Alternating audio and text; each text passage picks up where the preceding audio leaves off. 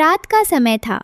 रानू चिड़िया अपने घोंसले में बैठी अपने बेटी गुड़िया और बेटे कुकू को बड़े लाड से लोरी सुनाकर सुलाने की कोशिश कर रही थी।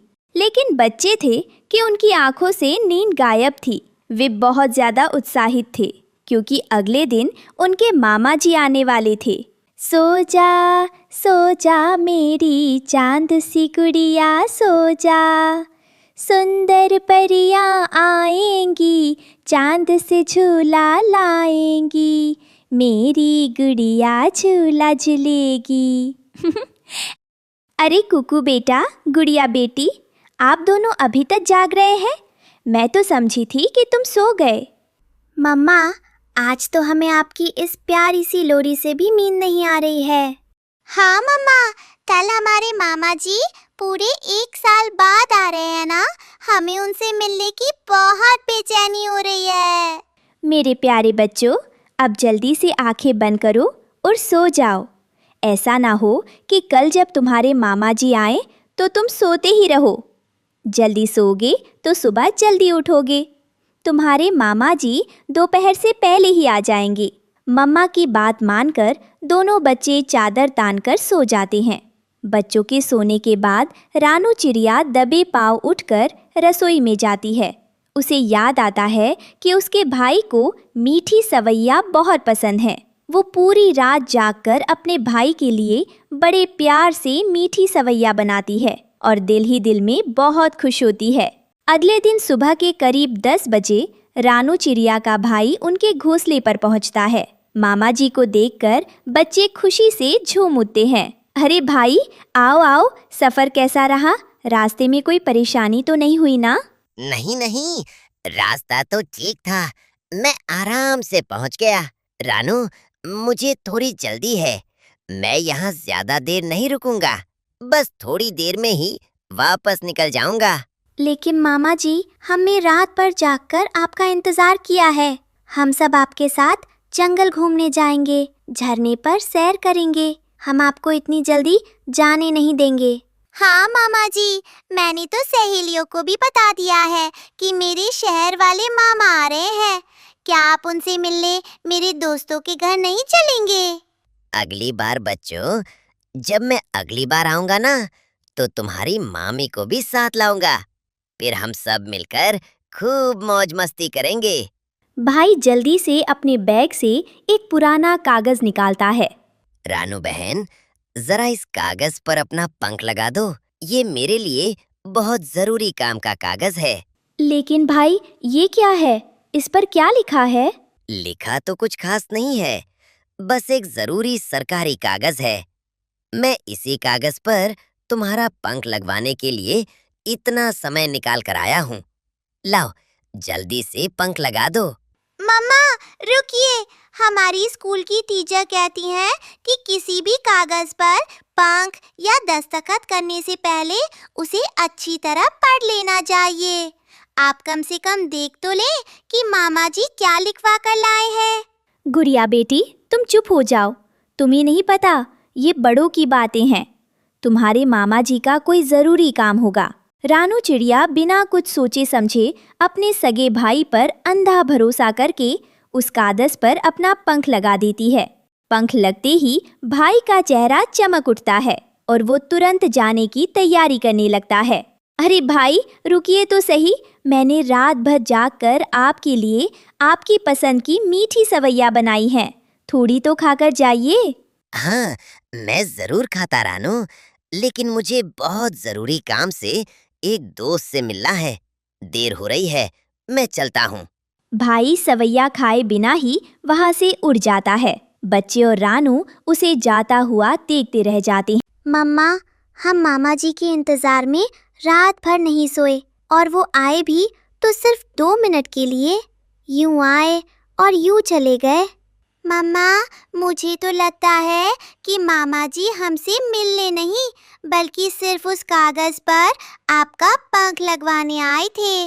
रानू चिड़िया के दिल में भी अब शक का बीज बो चुका था, लेकिन वो अपने भाई के खिलाफ कुछ सुनना नहीं चाहती थी। इसलिए खामोश रही और बच्चों को दाना पानी देकर अपने काम पर चली गई। उधर रानू का भाई उड़कर अपने घर पहुंचता है, जहां उसकी लालची पत्नी बेसब्री से उसका इंतजार कर रही थी।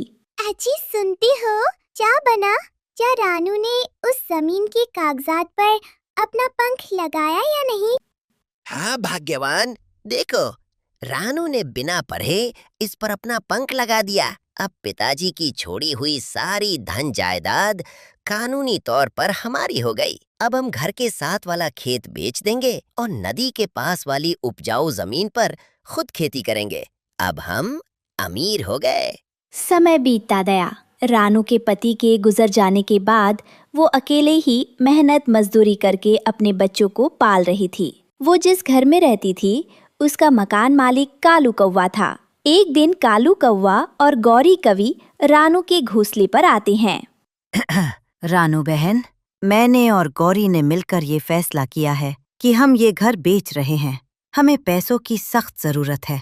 हम शहर वाले जंगल में एक नया घर बनाएंगे जिससे हमें ज्यादा किराया मिले। लेकिन कालू भैया, मैं तो हर महीने समय पर आपको घर आकर किराया देती हूँ, फिर क्या दिक्कत है? अगर किराए की बात है तो मैं अगले महीने से 500 रुपये बढ़ाकर दे दूंगी, पर प्लीज ये घर मत बेचिए। अरे नहीं रानू चिड़िया, अब हमें किराया विराया नहीं चाहिए। हम ये मकान बेच ही रहे हैं। अगर तुम्हारे पास पैसे हैं तो तुम खुद इसे खरीद लो, वरना कल सुबह तक ये घोंसला खाली कर देना। हमारे पास फालतू समय नहीं है। कालू और गौरी ये कहकर वहाँ से चले जाते हैं। रानू चिड़िया दुखी मन से अंदर आती है और रोने लगती है। मम्मा, कालू अंकल क्या कह रहे थे? क्या वो हमसे हमारा घर छीन लेंगे? बेटी, वो ये मकान बेचना चाहते हैं। काश हमारे पास इतने पैसे होते तो हम ही इसे खरीद लेते। अब हमें नया घर ढूंढना होगा। लेकिन मम्मा, हम जब से अंडों से निकले हैं इसी घर में रहे हैं। हमें इस घर से बहुत प्यार है। मेरे सारे दोस्त भी इसी पेड़ पर रहते हैं।